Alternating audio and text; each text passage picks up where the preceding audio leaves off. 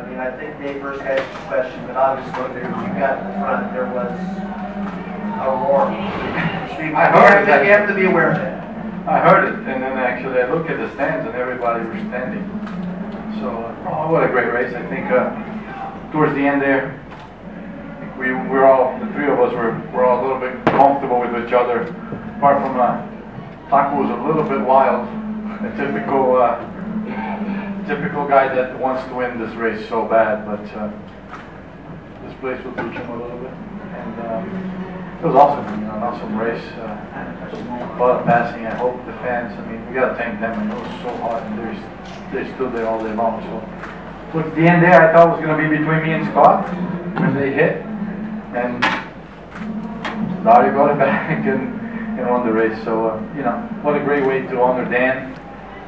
His three best friends in the top three. I don't think could have been any better. Well, I could if I had won my first one. It is what it is. I'll keep trying. Yeah, that was poignant for all of us to recognize who it was that was battling out front. Scott, I suspect the question for you is always, what if? No, I got Yeah, kind of gutted. It was a tough race, you know, and I think when we had a caution that late, you know, it was going to be chaotic, and you know, kind of agree with Tony there with Sato. Was just all day he'd just been throwing it in there no matter what. So I'm surprised it actually took him that long to find the fence. But you know, Dario did a fantastic job. You know, there's no doubt about it. He got caught up with Visa earlier on in the day, slipped to the back of the field, drove his way all the way back up. You know, you got to hand it to Honda. You know, got the power back in the engines. Fuel mileage was fantastic today, which I think was a big key to us being able to stretch the windows, get some clear track, and move up to the front, and more so at the target. You know, celebrating their 50th birthday and 50th anniversary. You know, it's big, and you couldn't do it a better way, you know, from having target cars 1 and 2. Would have been nice the other way around, but that's the way it goes sometimes. So, yeah, it was a tough one. You know, I think I didn't expect Sato to come through on me on that second to last lap. He threw it in. I had to move up a little bit, but I thought we were in a pretty good situation to come to the checker. You know, we were catching. I think we could have got one of them, you know, maybe on the back straight, and one of the others, you know, coming up the front straight. So, you know, it could have been anybody's, I think, at that point. You know, it was such a tough race, and I think all 4 of our cars were so equal in speed and you know, drivability and stuff, and traffic too. So yeah, it was a good old race. I hope everybody enjoyed it. Rubens, we can bring you on that as well. Rookie.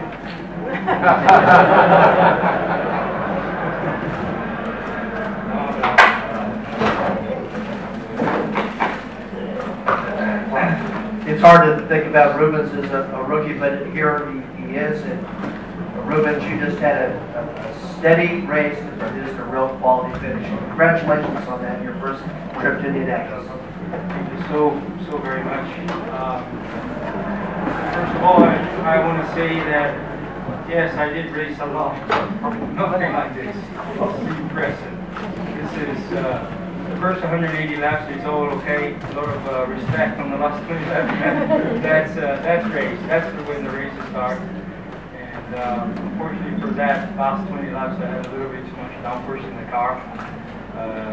Because then you could see people were not on the same level. Maybe they dropped the downforce or something, because I was racing. I was okay. I could overtake people, and I had fun all afternoon. But right at the end, even though all the way flat and trying to stay on the draft, they were too much for me. So I'm glad you know, I was able to still finish, because running inside, outside, and like TK, Serbia, these guys, they know how to race on the outside. I'll be back. You're next May month, I will try just on the outside. I will try outside. You jokingly, we asked you a question, did you have any doubts during the month of May? How do you let Tony Kanaan talk you into this? Now, after having completed a race, are you glad that you came here and did it? Well, it's a lot about mixed emotion. It's this thing, I think I drove quite well for the whole month. I was safe. The team played safe with me. There are points in the race that you wish that you could beat because the car is just too loose or too pushy. It's a very, very long race. I guess the boys already talked a lot about that. And for my first experience, at the beginning I had to play safe. Right at the end I was, eager to go. And if you think on the penultimate start, he was, if he was able to carry, the TK was able to carry a little bit longer into one, because he was able to run on the outside, and I think that's when he got the lead there. I was right behind him, but unfortunately I had to leave from the push that I had. Let me know next time. Yeah, I was asking, when I saw you P1, I said, ask him when he's going to start. Ask him when he's going to start with his throttle, because I want to know. But it was much more positive than anything else, and I want to thank again the whole team. I want to thank TK for the help. It was a good month for my birthday. It was a good everything. So I'm really pleased. Very good. We'll open it up to questions. Two questions. First for Scott. I think during practice or qualifying, I remember you said something that you were not happy with the speed. Did you find for the race improvement in the engine? And question number two, whoever wants to answer from the three drivers. What we have seen today in the race in Indianapolis, do you think that is characteristic for the forthcoming over racing, or is it just special because it is Indianapolis? I think, we were in a bit of a tough situation come qualifying. I think, the 140 kPa boost wasn't a 2-hour advantage. And we saw the margins sort of slip away. I know on our team side we had engines that were mileaged out pretty much the maximum come qualifying day, which I think the engine probably didn't have best power at that point. So the new engine was definitely better. Fuel mileage was vastly improved, and the speed even from carb day seemed to be improved on the car. So I think we were able to run a little more trim than maybe some of the other teams. So I think that added to it as well. But our cars mechanically were fantastic throughout the race. It was even in traffic it was pretty decent. 3-4 cars back. I didn't have to fight it too much all day. So I think we Honda I think did a fantastic job to improve the power and the fuel economy. For Tony and for Scott, what did you see when Takuma tried to make that move? What did you see? What did you hear? And was that incredibly brave or was that irresponsible? I heard. Looking at the outcome, I think it was totally irresponsible. But I heard a big bang. We're talking on the elevator. I mean, it's easy for us to make a comment, but what I saw there, like Scott said, we saw during the entire race, a guy that wants to get antsy on the last lap. He was going to get Dario, but he just waited a little too long, and he do not play Dario like that.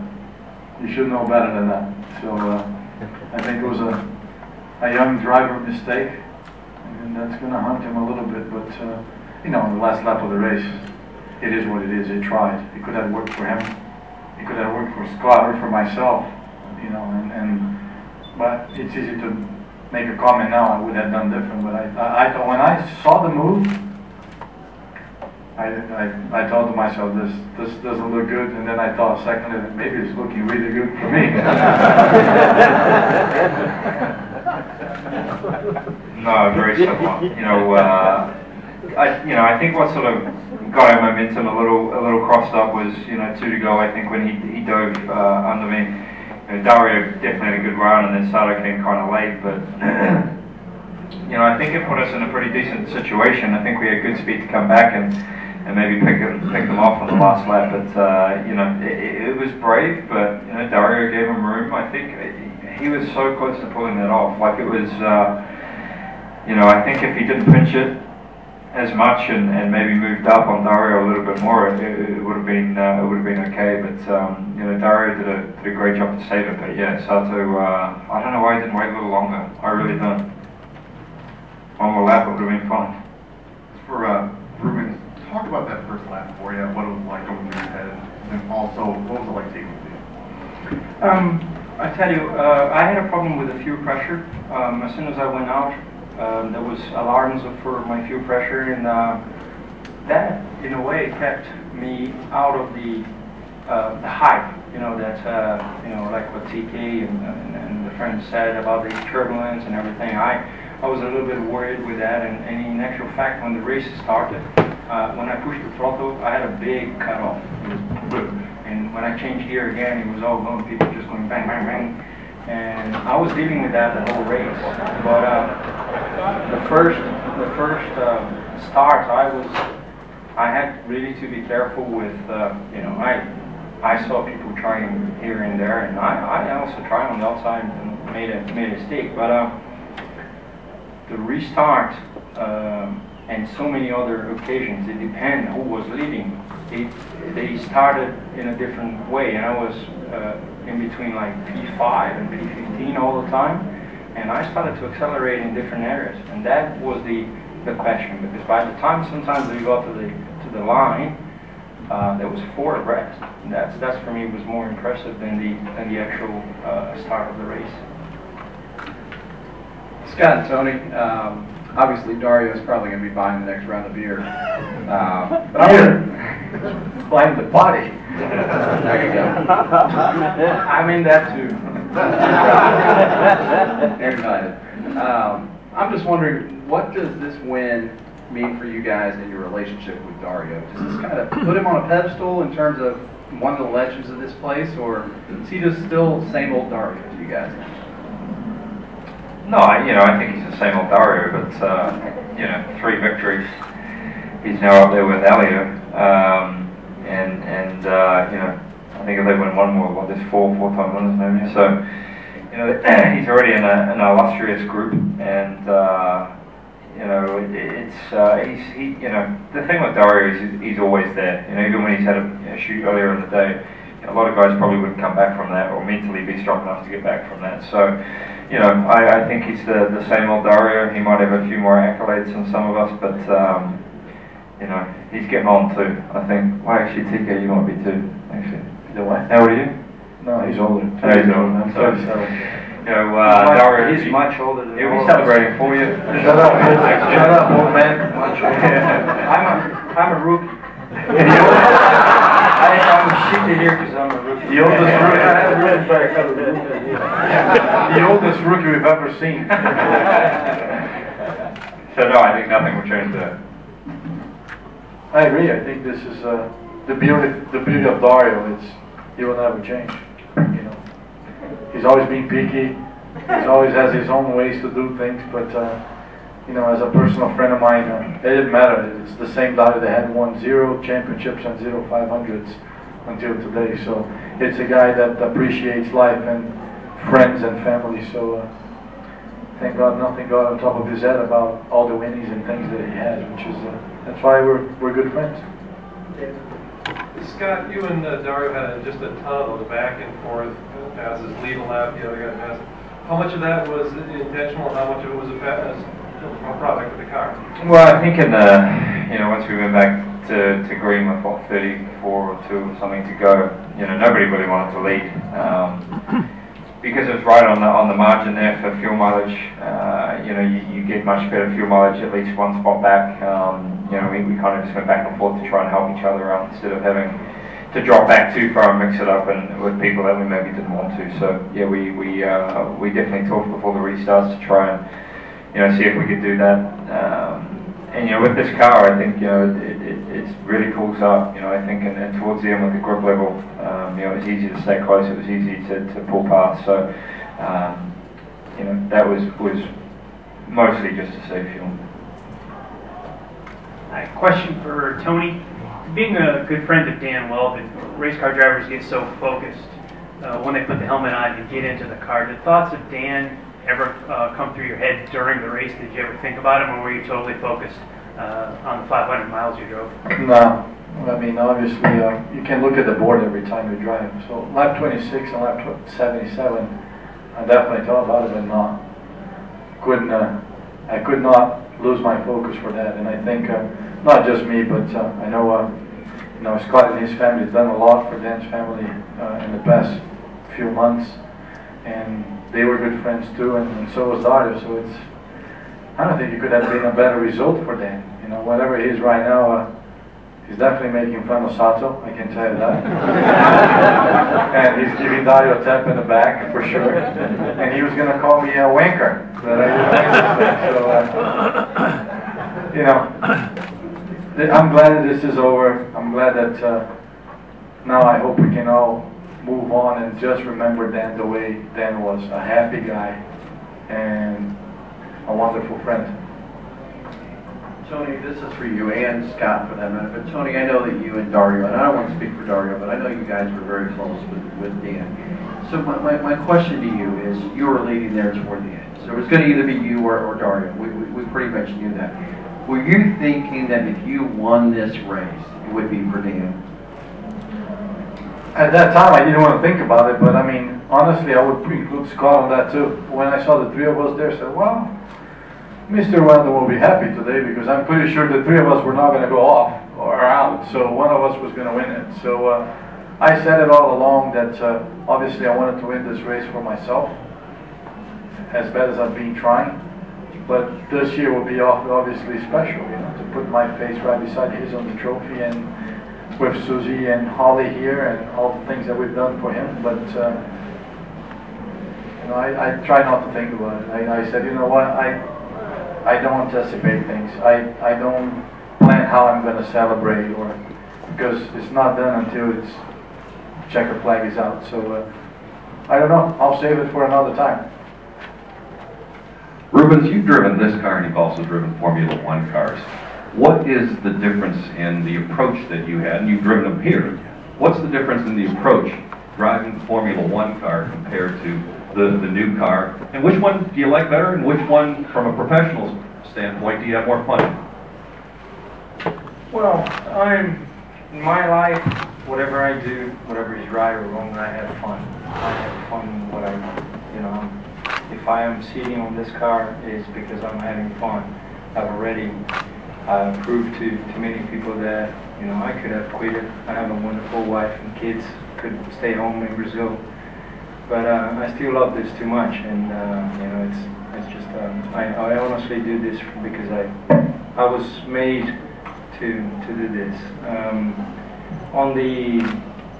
On the cars, they're so different. They're so different, and that's why I think I'm still not there competitive-wise. I think that I'm okay. I'm doing okay, but I'm not 100% just yet because the car is more robust and being almost 200 kilos heavier, the car is more difficult to brake for me. I'm kind of a smooth driver with the way I drive, and with this car you have to be just tougher because it's just the steering wheel is heavy.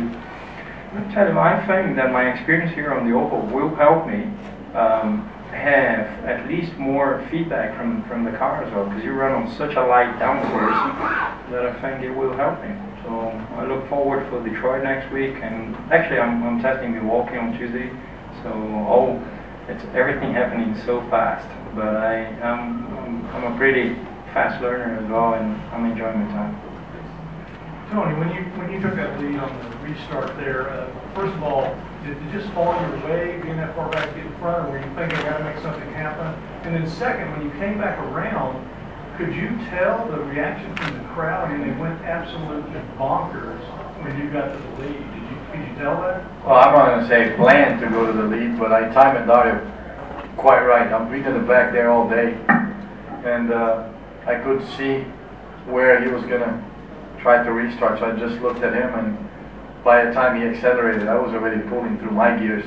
You know, I was 6 cars behind, and with the draft of this car, it timed it perfectly. I didn't know where I was going to end up, but from the start, that I already gained, I think 4 positions on the first start of the race, I knew I could pull it out. So he didn't let me lead that lap anyway. He passed me back right away. But you know, I saw the crowd. Yes, I mean, you know, I was leading, and you can see because they wave, and you know, and obviously I couldn't hear them, but I'm pretty sure that I went bonkers. So I can't thank them enough. They make me feel so wanted here, you know. And the other day somebody made a comment that might be true, and I tried to change that, but I think people like me here because I haven't won yet. I became more famous for not winning this thing than actually winning, so I'll keep trying.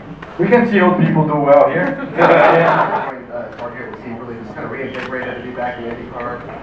Was he like maybe a different kind of driver when he came back? Yeah, I think so. You know, obviously the NASCAR turn that he had there didn't go, you know, the way that he wanted to, and was in pretty bad cars, and you know, it didn't last too long. So yeah, I think he was, you know, he was back home. He was back to something that he was really comfortable with, and around the people that he knew really well. But I think he was actually hungrier after that too, because he wanted to prove when he came back that he was still the driver that he was, and you know, he's definitely done that, and maybe a little too much. Rubens, how many ovals have you driven on? This is the very first one. I like it. I think that it couldn't have been better, because you know, the whole month, you might think, okay, this place changes a lot. Everybody told me it really does change a lot, and it's one day the car is good, the next day with the same setup, the car is not good, the wind changes and everything. I've seen that many times in my life, but this place is really special. But I had, you know, the whole week in the car, the whole week trying to get into different lines, and some friends, some Scott, TK, Dario, they came to tell me, man, get out of that white line. Tell them what they told you. I cannot tell you in words, but